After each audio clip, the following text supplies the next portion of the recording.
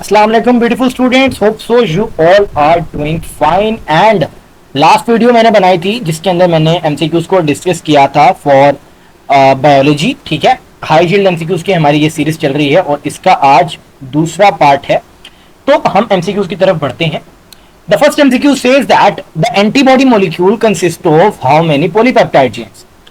सो आपको यहाँ पर डायग्राम नजर आ रही है। इस डायग्राम के अंदर अगर आप देखते हैं तो आपको दो हैवी चेन्स नजर आ रही हैं, नंबर 1 एंड नंबर 2। ठीक है, उसके बाद आपको दो लाइट चेन्स नजर आएंगी। लाइट चेन्स के लिए मैं डिफरेंट यूज कर लेता हूं, तो number 1 and number 2। It means we have 4 chains.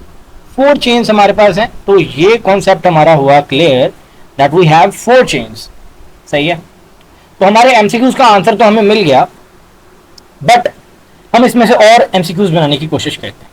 सो देखते हैं इसके अंदर और क्या हम बना सकते हैं। सो जो नेक्स्ट एमसीक्यूज में हम बना सकते हैं वो ये है कि जो एंटीजन बाइंडिंग साइट है उसमें किस चीज का कॉम्बिनेशन होता है, या उसके अंदर क्या उसके अंदर दो लाइट चेन्स होती हैं। सही है, या उसके अंदर दो हैवी चेन्स होती हैं। सही है, क्या होता है, तो या फिर उसके अलावा एक हैवी चेन होती है, जैसे यहां पर बना हुआ है, एक हैवी चेन होती है और एक लाइट चेन होती है। तो ऑब्वियस सी बात है ये हमारी दोनों चीजें गलत होंगी।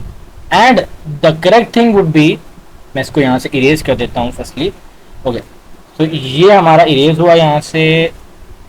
सही है, तो आपकी बेसिक अंडरस्टैंडिंग इस बारे में बिल्ड हो गई होगी, बट मैं आपको फिर बताना चाह रहा हूं कि जो हमारा एंटीजन बाइंडिंग साइट है that is a combination of one light chain and one heavy chain। ठीक है, और उसके अलावा क्या बन सकता है, हाँ यहां पर अगर आप देखें ना तो डाइसल्फाइड आपको लिंकेज नजर आ रहा है बिटवीन योर, ये लाइट कलर है, हमें व्हाइट कलर चाहिए। ओके, सो दो हैवी चेन्स के दरमियान आपको एक डाइसल्फाइड लिंकेज मिल रहा है। इस लिंकेज को हम यहां पर दो हैवी चेन्स के दरमियान अगर है तो ये डाइसल्फाइड होगा।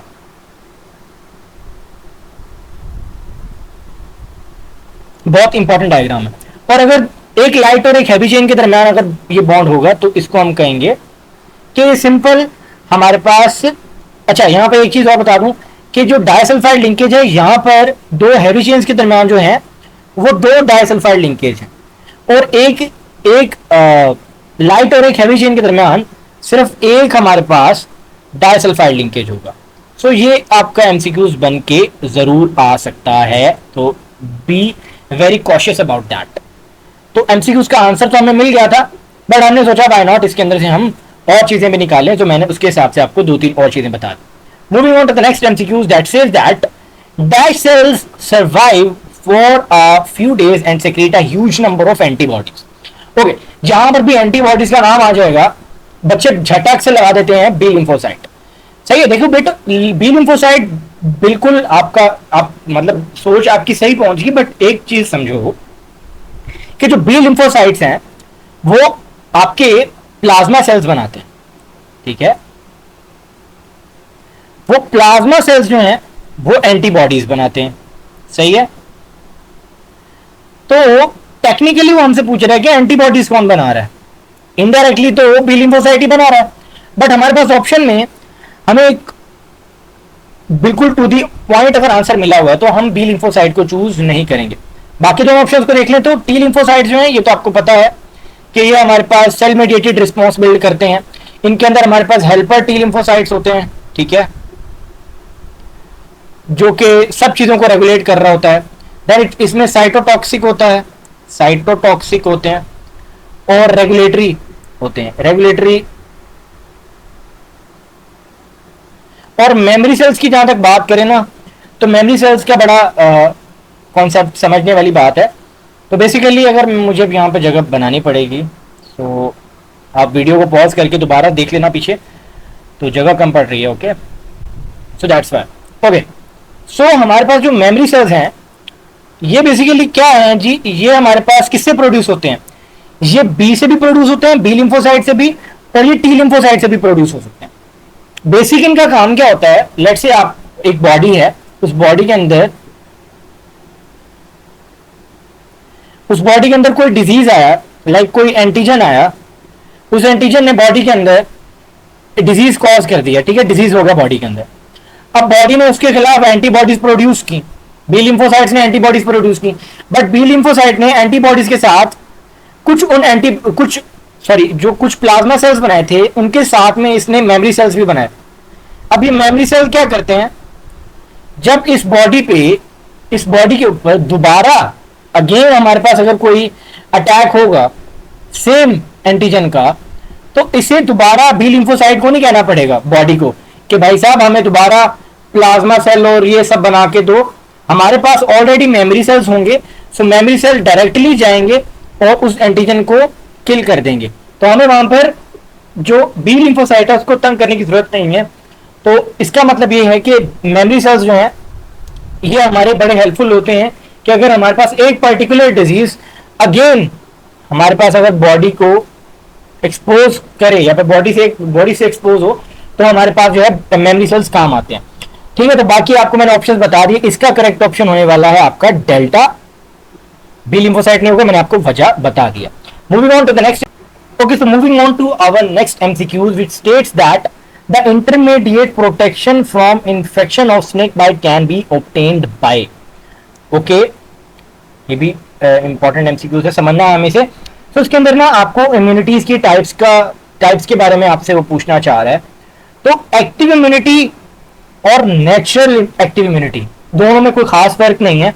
एक्टिव इम्यूनिटी वो होती है बेसिकली जो आपकी बॉडी के अंदर क्या कहते हैं, जैसे एंटीबॉडीज हो गई, एंटीबॉडीज सही है, जो आपकी बॉडी में हर टाइम मौजूद रहेंगे, व्हाइट ब्लड सेल्स हो गए, ठीक है, तो ये आपकी बॉडी में हमेशा रहेंगे, सही है, तो ये आपकी बॉडी में हमेशा रहेंगे।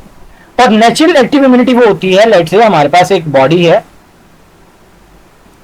ये हमारे पास एक बॉडी है, अब उस बॉडी पे क्या हुआ, लेट्स से एक एंटीजन ने आके अटैक किया, ठीक है, ये एंटीजन है, इसने आके अटैक किया।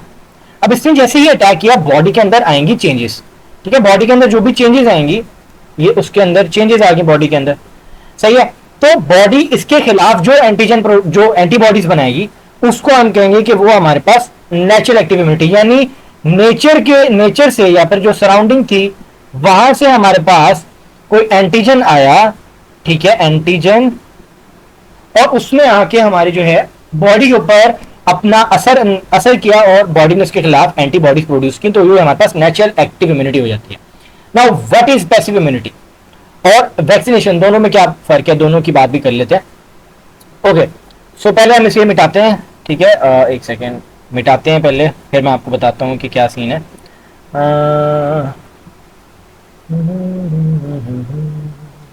ओके, सो अब बात कर लेते हैं पैसिव इम्यूनिटी की।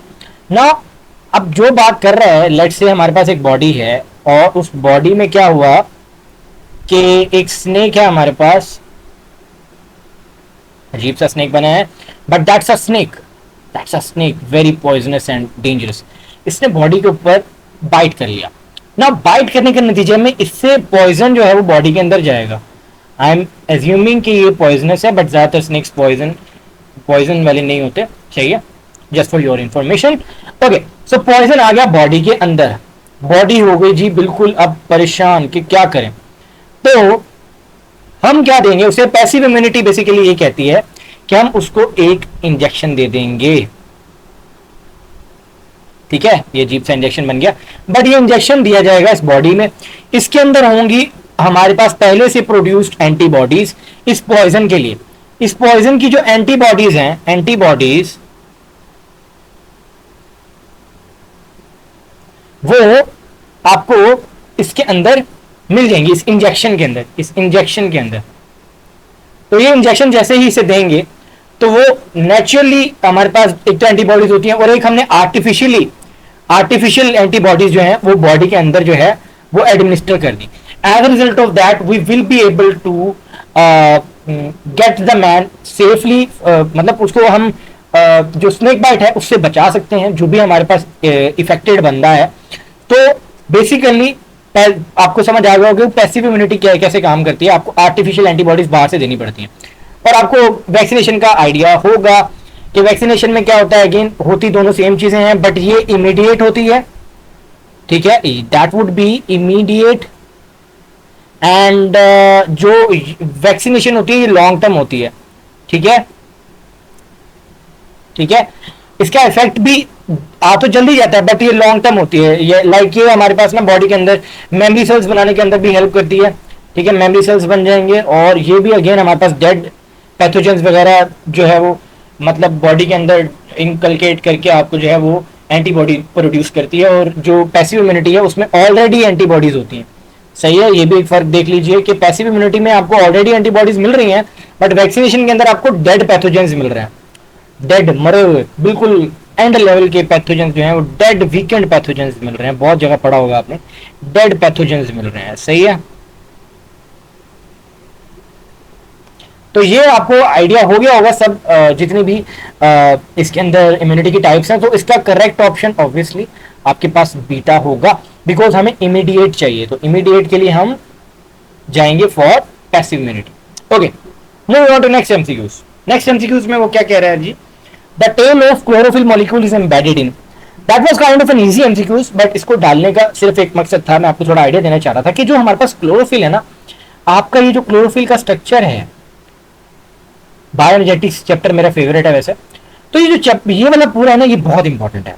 आप ना इसकी एक एक चीज इंपॉर्टेंट आपको पता होनी चाहिए, लाइक इसका जो सेंट्रल एटम है वो मैग्नीशियम है, इसके साइड पे ये जो 4 नाइट्रोजन है, इसमें पायरोल रिंग्स कितने हैं, पोरफायरिन रिंग कितने हैं, इसको हम फाइटोल कहते हैं, ये आपको पता होना चाहिए, लॉन्ग चेन है। अच्छा, यहाँ पर जो टेल है ना, ये हाइड्रोफोबिक होती है, टेल जो है आपकी हाइड्रोफोबिक होती है, ठीक है, हाइड्रोफोबिक होगी।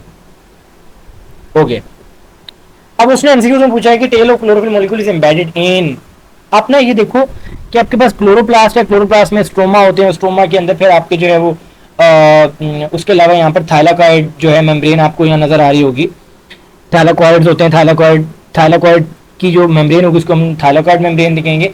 उस मेम्ब्रेन के अंदर जो टेल होती है, जो टेल होती है क्लोरोफिल की, इस क्लोरोफिल की जो टेल है वो इस थाइलाकॉइड मेम्ब्रेन के अंदर एम्बेडेड होती है। अगेन क्लोरोप्लास्ट में स्ट्रोमा है और थाइलाकॉइड्स हैं, थाइलाकॉइड्स की थाइलाकॉइड मेम्ब्रेन होगी, थाइलाकॉइड मेम्ब्रेन के ऊपर आपको पता है कि पिगमेंट्स होते हैं। अब वो पिगमेंट कैसे होते हैं जी, वो बेसिकली होता है कि जो टेल होती है ना क्लोरोफिल की, वो एम्बेडेड होती है इनटू द मेम्ब्रेन ऑफ, ये आपको नजर आ रहा होगा, तो थाइलाकॉइड की मेम्ब्रेन में हमारे पास जो है वो एम्बेडेड होता है। बाकी ऑप्शंस मेम्ब्रेन और माइटोकॉन्ड्रिया का क्या रीजन है मुझे समझ नहीं आ रही, क्यों कहेंगे इसको, ये दोनों तो कतई तौर पर नहीं बनेंगे, सही है, because we are talking about chlorophyll, chlorophyll से बाकी तीनों का कोई दूर दूर तक ताल्लुक नहीं है। अगले एमसीक्यूज पे आ जाते हैं, बड़ा इंपॉर्टेंट एमसीक्यूज है जी, आपसे इस तरह का एमसीक्यूज पूछा जा सकता है, there is a high probability, that's why I have included that. तो आपने ये देखें कि आपके पास एक ना यहाँ पे क्लोरोफिल बी है, क्लोरोफिल ए है, क्लोरोफिल बी है, कैरोटीनॉइड्स हैं ना। आप इनका ना एब्जॉर्प्शन स्पेक्ट्रम देखें और आप समझे कि क्या कर रहे हैं। कैरोटीनॉइड एब्जॉर्ब्स लाइट ऑफ, आपसे पूछा क्या, और हमने एमसीक्यूज को ना इधर से ना सिंपली हम ग्राफ के ऊपर देखते हैं, इस ग्राफ के ऊपर हम देखते हैं क्या सिचुएशन है। Okay, so what I am saying here is that के हमारे पास एक क्लोरोफिल ए है, क्लोरोफिल बी है, क्लोरोफिल और carotenoid. Now absorption spectrum carotenoid का देखें तो कैरोटीनॉइड की ना 2 पीक्स आ रही हैं, एक आपको ये पीक नजर आ रही होगी, एक सेकेंड, और दूसरी आपको ये पीक नजर आ रही होगी। ओके, सो ये वाली पीक नजर आ रही होगी, ये अजीब सा इस पे काम हो गया, but what I am trying to say कि ये एक पीक है फॉर कैरोटीनॉइड। अब हम देखिए ये पीक कहां पर लाइक कर रही है, आपको यहां पर अगर नजर आ रहा हो ना, that is going to be your blue, और कह सकते हैं कहीं ना कहीं ये वायलेट रेंज है, सही है, वायलेट रेंज कह सकते हैं। अगर खाली ब्लू लिखा हो तो वो भी सही रहेगा। अच्छा, तो इसकी दो ही सिर्फ इसकी हमारे पास पीक्स हैं, और दोनों पीक्स ऑलमोस्ट इसी रेंज के अंदर फॉल कर रही हैं। अच्छा, क्लोरोफिल ए की बात करें ना, तो क्लोरोफिल ए की आप देख रहे हैं, एक तो बिल्कुल ये हमारे पास आ गया यहाँ पर, ये भी अगेन ब्लू वायलेट रेंज के अंदर लाई कर रहा है, और क्लोरोफिल बी जो है वो काइंड ऑफ आप कह सकते हैं इन दोनों के मिड में है, तो हम उसको कह देंगे कि इसकी रेंज भी ब्लू वायलेट कह लो या फिर ब्लू कह लो, सही है, सही है। तो हमारे पास जो है इस एब्जॉर्प्शन स्पेक्ट्रम से एक बात पता चली कि जो आपको पीक्स मिल रही है ना, हमें पीक्स को कंसीडर करना है, ठीक है। हमें पीक्स को कंसीडर करना है अगर हमें सही आंसर की तरफ पहुंचना है। तो क्लोरोफिल ए की पीक में भी ब्लू वायलेट है, क्लोरोफिल बी जो है उसमें भी ब्लू है, सही है, ब्लू ऑप्शन ब्लू है। और उसके बाद कैरोटीनाइड पे आ जाए तो उसमें भी वायलेट ब्लू है। अगर इनकी दूसरी पीक्स देखें तो क्लोरोफिल ए की जो पीक आ रही है that is in the red region, तो ये आपको मिल रही है रेड रीजन के अंदर। कहने का मैसेज ये है, इन जो जो इस तरह के ग्राफ्स होते हैं ना, ये ग्राफ्स जो होते हैं इनसे आप इंफॉर्मेशन निकाल सकते हो काफी सारी। सही है, ये तो मैंने सिर्फ 3 पिगमेंट्स के बताया, आप और भी पिगमेंट्स का जो आपके बुक के अंदर मेंशन है उनके हिसाब से उनका निकाल सकते हो। अच्छा, ये हमारे पास है। तो अब जो हमारे पास क्लोरोफिल बी है उसका एब्जॉर्प्शन स्पेक्ट्रम आप कह सकते हैं कि काइंड ऑफ देखे ना थोड़ा ऑरेंजिश सा कलर भी आने लग गया, तो हम कहते हैं कि रेड ऑरेंज है। अब हम आ जाते हैं अपने ऑप्शन के ऊपर। जब मैं ऑप्शन क्या दिया है, कैरोटीनाइड, कैरोटीनाइड का पूछा थी, कैरोटीनाइड के ऊपर आ जाते हैं। कैरोटीनाइड कहाँ है जी, ये रहा कैरोटीनाइड। कैरोटीनाइड में वो क्या पूछ रहा है, एब्जॉर्ब लाइट ऑफ। तो हमने कैरोटीनाइड का क्या लिखा है, ब्लू वायलेट रेंज। तो आपकी येलो ऑरेंज रेंज में कैरोटीनाइड का नामो निशान नहीं है, ऑरेंज रेड रेंज में भी नहीं, येलो रेड रेंज में कहीं नजर आ रहा है आपको, नहीं है, देयर इज नो। तो blue violet range would be your correct option, यही आपका करेक्ट ऑप्शन होगा। होप सो आपको आइडिया हुआ थोड़ा। Moving on to our next MCQs. Okay okay, so moving on to our next MCQs that is related to again bioenergetics से ही related MCQs है, but इस एमसीक्यूज के अंदर भी थोड़ा सा इंटरेस्टिंग कॉन्सेप्ट है, तो ये हम समझ लेते हैं। कैल्विन साइकिल से रिलेटेड है। ओके, उसके लिए हम ये वाला कलर लेते हैं। Okay, glycerate three phosphate in the presence of ATP and reduced NADP, जो कि हमें लाइट डिपेंडेंट स्टेट से मिले थे, ये क्या करते हैं, क्या बनाते हैं, किस में रिड्यूस होते हैं, क्या बनता है। ओके ओके, तो आपको एक चीज तो आइडिया होगी, मैंने यहां पर ना एक ये बनाया, ये थोड़ा सा ना कलर इसका मुझे थोड़ा सा लग रहा है, आपको शायद नजर ना है, बट आपके पास ये भी एक ग्राफ है और फिर ये छोटा सा मैंने एक ग्राफ बनाया, आपको शायद आइडिया हो रहा हो ना। What's happening here is that कि आपके पास वो पूछ रहा है ग्लिसरेट 3-फॉस्फेट जो है वो किस में कन्वर्ट होगा। तो आप यहां पर देखें कि आपकी जो कैल्विन साइकिल है उसमें 3 हमारे पास कार्बन डाइऑक्साइड के मॉलिक्यूल्स आते हैं, सही है, 3 कार्बन डाइऑक्साइड के मॉलिक्यूल्स मिलते हैं और उनके साथ आपका रुबिस्को मिलता है, तो ये बना देता है 3 ये हो गए और रुबिस्को ये हो जाएंगे। आपके पास 2 आगे ये मॉलिक्यूल्स बना देता है 3 कार्बन के, जिन्हें हम कह रहे हैं फॉस्फोग्लिसरेट या फिर ग्लिसरेट 3-फॉस्फेट, सही है। तो आपका ये आ गया और इसको इस स्टेज को हम कहते हैं कार्बन फिक्सेशन, इसे हम कहते हैं क्या, कार्बन फिक्सेशन। जो हमारे पास रुबिस्को है, ये आगे रिबुलोज बिसफॉस्फेट रुबिस्को बनाएगा। रुबिस्को जो है अगेन आपका क्या करेगा, इसके साथ जुड़ेगा और ये बना देगा 6 कार्बन कंपाउंड, जो कि फिर टूट के बना देगा 2 कार्बन कंपाउंड, ठीक है। ओके, अब हमसे उसने पूछा है कि ग्लिसरेट 3-फॉस्फेट क्या बनाएगा, आगे कितने कार्बन कंपाउंड बनाएगा। तो आपको नजर आ रहा है कि यहाँ पर अगला जो स्टेप है जिसके अंदर ये NADP यूज कर रहा है रिड्यूस्ड और ATP यूज कर रहा है, और ये रिड्यूस होके क्या बना रहा है, अगेन 3 कार्बन कंपाउंड, जिसे हम कहते हैं ग्लिसरल्डिहाइड 3-फॉस्फेट। तो यहां पर अगर आप देखें ना तो ये इस ग्राफ में भी आपको नजर आ रहा है कि ये ATP यूज हो रहा है। पहले आपके पास ना जो ऑप्शन बन रहा था वो होगा 3-फॉस्फोग्लिसरेट बन रहा है, फिर हम ये आ जाए तो 1,3-बिस-फॉस्फोग्लिसरेट बन रहा है। जब 2 फॉस्फेट आ जाए तो हम उसको बिस कहते हैं, ठीक है। और फिर तीसरे में आप स्टेप में आ जाएं जिसमें आपका क्या हो रहा है जी, रिडक्शन हो रही है, इस स्टेप को हम रिडक्शन कहते हैं। Calvin cycle is very important. तो ये हमारे पास 3 कार्बन कंपाउंड बन रहा है G3P जिसे हम कहते हैं, एंड जो हमारा एमसीक्यूज है उसके हिसाब से हमारा जो ऑप्शन बना चाहिए that should be alpha. Hope so आपको आइडिया हुआ थोड़ा सा, अगर समझ नहीं आया तो आप इसको दोबारा वो पॉज करके देख लीजिए। बट कहने का मकसद ये है कि आपसे पूछ रहा है कि वो ग्लिसरेट 3-फॉस्फेट जो हमने ये एक मैंने आपको बताया, ये ATP को यूज कर रहा है और NADP को यूज कर रहा है, दोनों को यूज करके बना रहा है 3 कार्बन कंपाउंड जिसे हम कहते हैं ग्लिसरल्डिहाइड 3-फॉस्फेट। तो alpha will be our option. Hope so आपका ठीक हो गया होगा ये MCQs. Moving on to the next one that is very very important and very interesting. अच्छा, इस एमसीक्यूज के अंदर वो बेसिकली क्या कह रहा है कि आपके पास ना process by which unrelated species evolve to functionally resemble each other. Okay, that's very important. हम कन्वर्जेंट और डाइवर्जेंट एवोल्यूशन को और को एवोल्यूशन और पैरेलल एवोल्यूशन को समझते हैं, ठीक है। कन्वर्जेंट एवोल्यूशन बेसिकली मैं अगर इस तरह डायग्राम बनाऊं ना तो उस डायग्राम से आपको आइडिया होगा, ठीक है। ये होगी कन्वर्जेंट और ये हो जाएगी डाइवर्जेंट एवोल्यूशन, ठीक है। तो पहला ऑप्शन हमारे पास क्या है जी, कन्वर्जेंट एवोल्यूशन, ठीक है। अनरिलेटेड स्पीशीज, ये स्पीशीज ए है, ये स्पीशीज बी है, या फिर हम इसको थोड़ा सा मैं आपको चलो और इजी कर देता हूँ आपके लिए, आपको मुश्किल में नहीं डालते हम, सही है। मैं आपको एग्जांपल्स के साथ दे देता हूँ। ये हमारे पास आ गई कन्वर्जेंट एवोल्यूशन, ये लेट से हमारे पास है बैट, ठीक है, और हमारे पास ये आ गया bird. Now if you all know, दोनों के विंग्स होते हैं, सही है, बट दोनों की स्पीशीज डिफरेंट है। बैट जो है वो हमारे पास आ रहता है मैमल में, और बर्ड यू नो ये अलग ही एक स्पीशीज होती है। तो अब सीन क्या हो रहा है कि दोनों के अंदर विंग्स जो हैं वो परफॉर्म सेम फंक्शन कर रहे हैं, ठीक है, फ्लाइट के अंदर हेल्प कर रहे हैं, बट द थिंग इज कि दोनों की स्पीशीज डिफरेंट है। तो ये हमारे पास कौन सी एवोल्यूशन होती है, इसे हम कहते हैं convergent evolution, convergent evolution, evolution, ठीक है। तो that is the convergent evolution. और फिर हमारे पास एक डाइवर्जेंट एवोल्यूशन, डाइवर्जेंट एवोल्यूशन में क्या होगा कि हमारे पास सेम स्पीशी होगी, वो डिफरेंट मतलब उसके अंदर डिफरेंट कैरेक्टर्स आ जाएंगे। लाइक मैं कहता हूँ कि गैलापागोस फिंचेस की हमने बात की थी। अच्छा, इसके लिए मुझे थोड़ा सा ना डिफरेंट करना पड़ेगा, ये आप ना नोट कर लीजिएगा अगर आपने नोट करना हो तो, अदरवाइज मैं थोड़ा सा मुझे स्पेस चाहिए। हो गया। सो डाइवर्जेंट एवोल्यूशन बेसिकली क्या है, मैंने आपको ये डायग्राम बनाई कि सेम स्पीशी बट उनके जो फंक्शंस है वो रिजेंबल ना करें।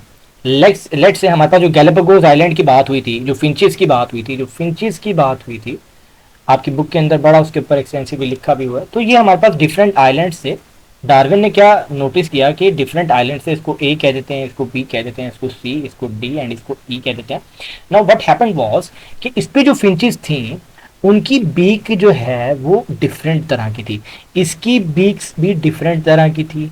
तो इन सब की बीक जो थी वो, इनकी बीक, अब चलो मैं इसके साथ लिख भी देता हूँ, इसकी बीक जो है वो, इसकी बीक जो है वो पॉइंटी थी, ठीक है, इसकी बीक जो थी वो शार्प थी, ठीक है, डिफरेंट इसको कह देते हैं। फिर इसकी बीक जो है वो हमारे पास लेस राउंड थी, लेस राउंड थी। इसी तरह इसकी बीक जो है उसमें भी हमारे पास डिफरेंट हमें नज़र आया कि इसकी बीक शॉर्ट थी, इसकी बीक लॉन्ग थी, बीक यानी चूंच। तो आपने देखा कि सब की जो है तो सारे फिंचेस ही, जब मैं इधर लिखता हूँ तो हैं तो सब फिंचेस ही ना, फिंचेस बेसिकली बर्ड्स ही होते हैं, ठीक है, उनकी टाइप होती है। ओके, तो फिंचेस ही, बट किसी की बीक जो है वो शॉर्ट है, किसी की बीक जो है वो लॉन्ग है, किसी की राउंडेड है। तो कहने का मकसद ये है कि at the end of the day हैं तो सेम स्पीशी ही ना। तो सेम स्पीशी के अंदर अगर डिफरेंट एवोल्यूशन आ जाएं, डिफरेंट उसके अंदर वेराइटीज आ जाएं, तो that is called as the divergent evolution, सही है। तो आपको शायद आइडिया हो गया होगा, कन्वर्जेंट एंड डाइवर्जेंट का आपको आइडिया हो गया होगा, एंड आप अपने एमसीक्यूज के ऑप्शन तक भी पहुंच गए होंगे। बट मैं आपको बाकी दोनों एमसीक्यूज का भी, बाकी दोनों ऑप्शंस का भी बता देता हूँ क्या है। देखो, को एवोल्यूशन और जो हमारे पास पैरेलल एवोल्यूशन है, दैट इज ऑल्सो, ये करेक्ट ऑप्शन नहीं है, मैं आपको सिर्फ बताना चाह रहा हूँ कि अब आ जाते हैं को एवोल्यूशन पे।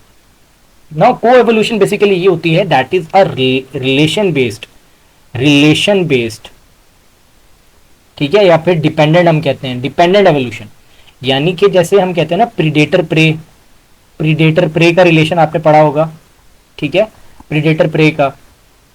तो ये को एवोल्यूशन ऐसे होती है कि जैसे पहले के ज़माने में हम कहते थे जो हमारे शेर होते थे, जो लायंस होते थे, उनका साइज जो है वो ज़्यादा होता था, उनका साइज जो है वो ज़्यादा हुआ करता था, सही है। क्यों?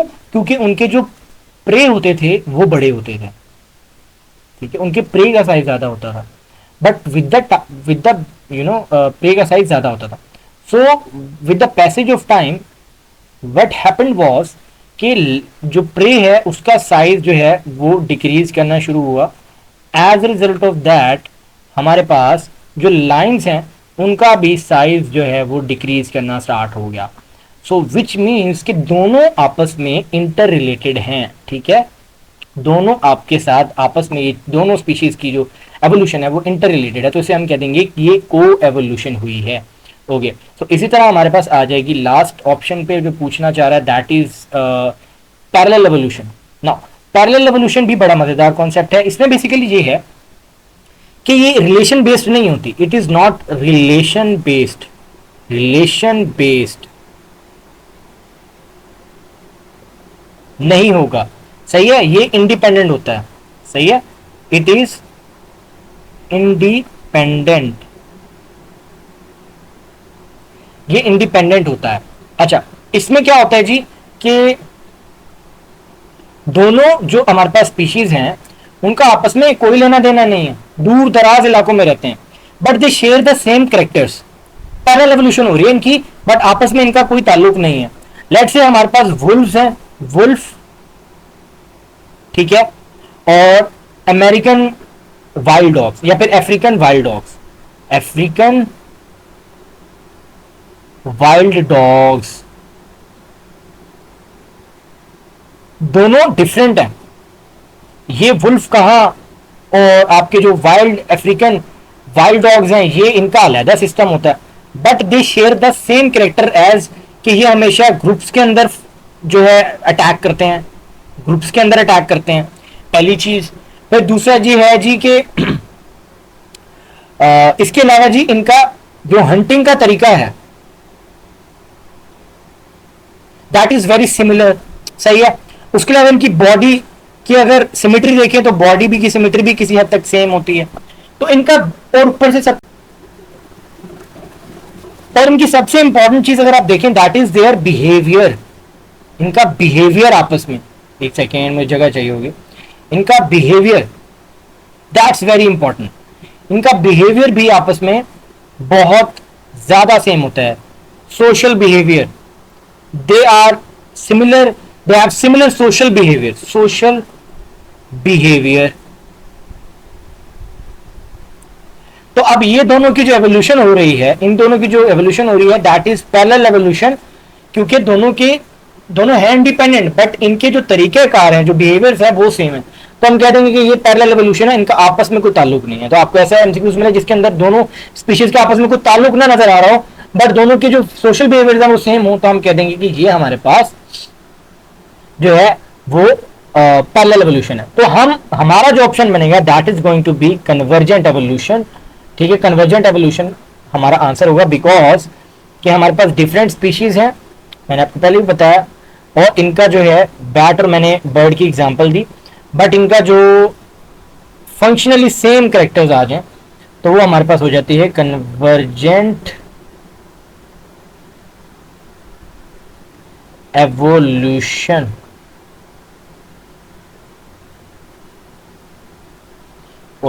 एक सेकेंड,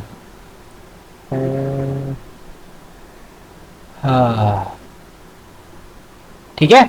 तो ये हमारे पास इस एमसीक्यूज का आंसर होगा। Moving on to the next MCQs, okay, that is from the genetics, important MCQs है बट इस एमसीक्यूज का सिंपल लॉजिक है।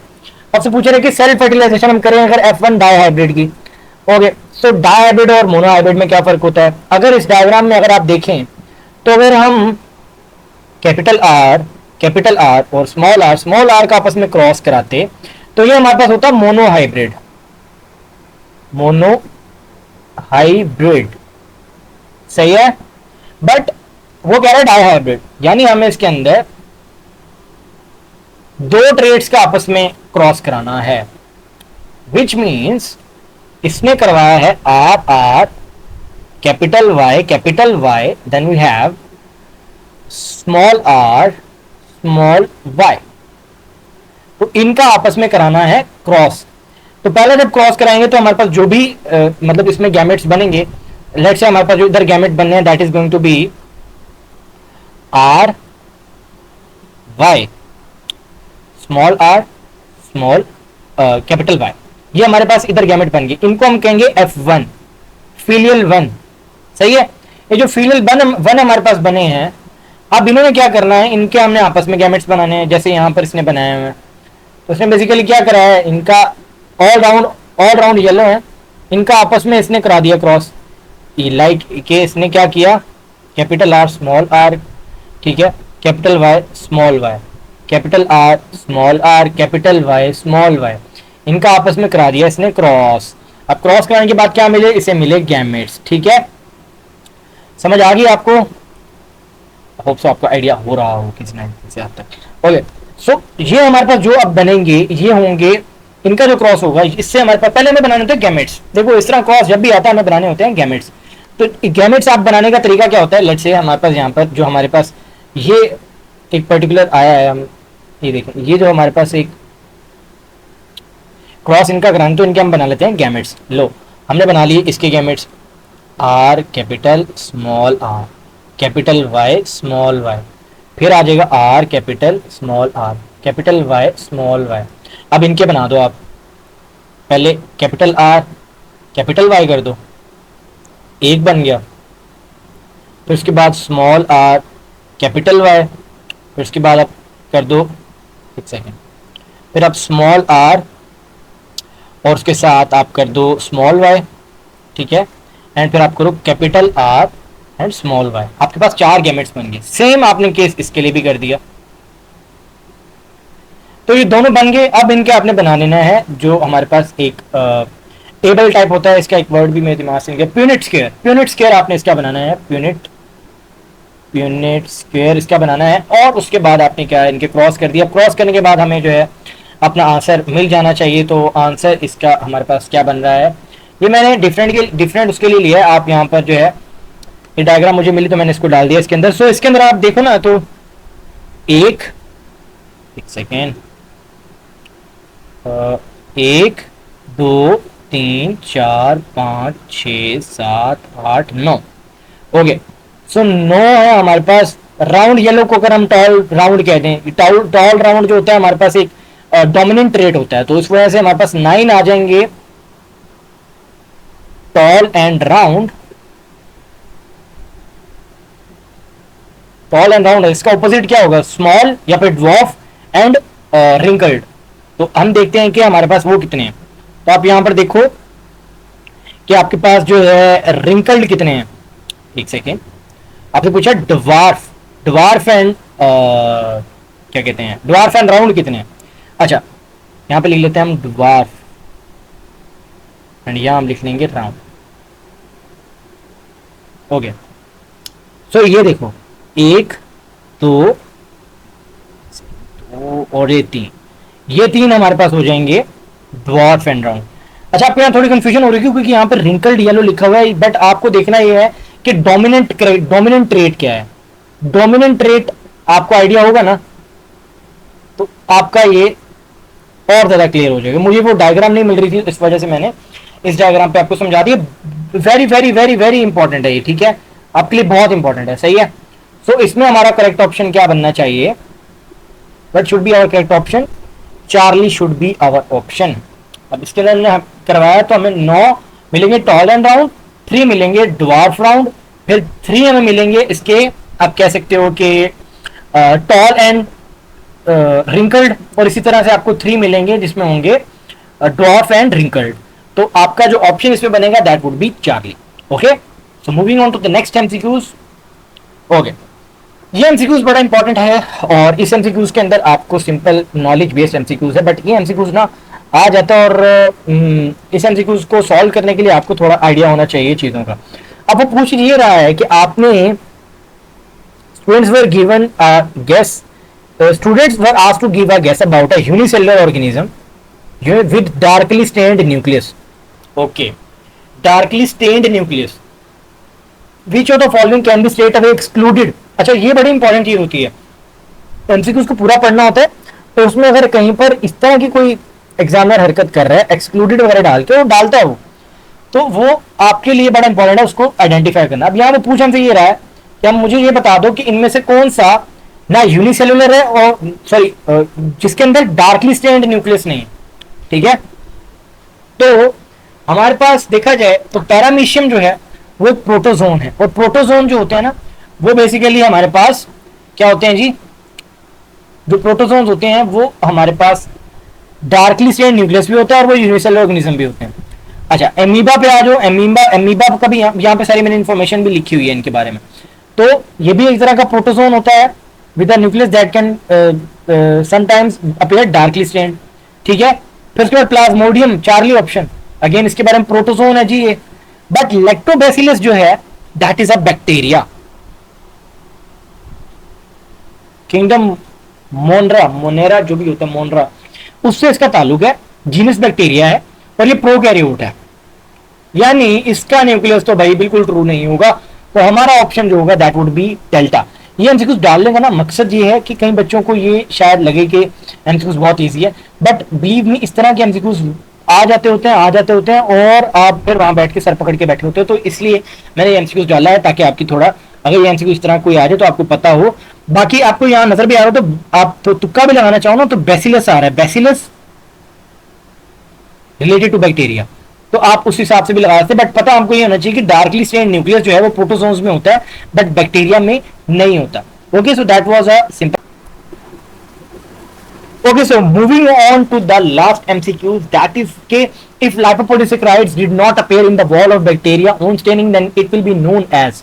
यहां पर दो मैंने आपके पास डायग्राम बनाई है, डायग्राम ए और डायग्राम बी। अब इस दोनों डायग्राम्स के अंदर आप देखो कि आपको लाइपोपोलिसैकेराइड कहां नजर आ रहा है और उसने क्या पूछा है। अब यहां पर ना बेसिकली ये हुआ कि बच्चों लाइपोपोलिसैकेराइड देखा, बच्चों ने कहा कि लाइपोपोलिसैकेराइड ग्राम नेगेटिव में नहीं होता, तो बच्चे वो लगा देंगे। बट यहां पर वो पूछ रहा है कि किसमें नहीं होता, did not appear in the wall of bacteria on staining, then it will be known as gram positive bacteria. तो बीटा ऑप्शन हमारा इसमें करेक्ट होगा, beta option will be the correct one. अब यहां पर समझने की बात यह है कि ना जो ग्राम पॉजिटिव बैक्टीरिया है ये स्टेन के लिए पॉजिटिव है, यानी स्टेन ले लेता है। क्यों? क्योंकि इसके पास पेप्टाइडोग्लाइकेन है, पेप्टाइडोग्लाइकेन है। आपसे पूछ लेना कि क्यों होता है इस तरह, तो आप सिंपल बताएं कि दोनों के सेल वॉल के स्ट्रक्चर में फर्क है। आप नजर नहीं आ रहा आपको कि जो हमारे पास ग्राम नेगेटिव है इसके अंदर हमारे पास एक लाइपोपोलिसैकेराइड है और एक साइटोप्लाज्मिक मेम्ब्रेन है, दोनों दरम्यान में सैंडविच हुई पड़ी है हमारे पास पेप्टाइडोग्लाइकेन। तो इस वजह से ये स्टेन नहीं लेता क्योंकि इसके पास लाइपोपोलिसैकेराइड है। ये स्टेन ले लेता है क्योंकि इसके पास लाइपोपोलिसैकेराइड नहीं, पहली बात। दूसरी चीज के इसके अंदर पेप्टाइडोग्लाइकेन की मल्टीपल लेयर्स हैं। सो हमारा ऑप्शन यहाँ पर क्या होगा कि अगर लाइपोपोलिसैकेराइड अपेयर नहीं हो रहे in the wall of bacteria on staining, then it will be known as gram positive bacteria. So that was that आज के लिए। होप सो कि आपको इन एमसीक्यूज के अंदर समझ में आई हो, ठीक है। बाकी it was part 2, hope so इंशाल्लाह इसका पार्ट 3 भी बनाऊं मैं, जिसके अंदर मैं आपको मजीद चीजें बताऊं इससे रिलेटेड। अगर आपको कोई भी क्यूरी हो so you are free to ask me anything.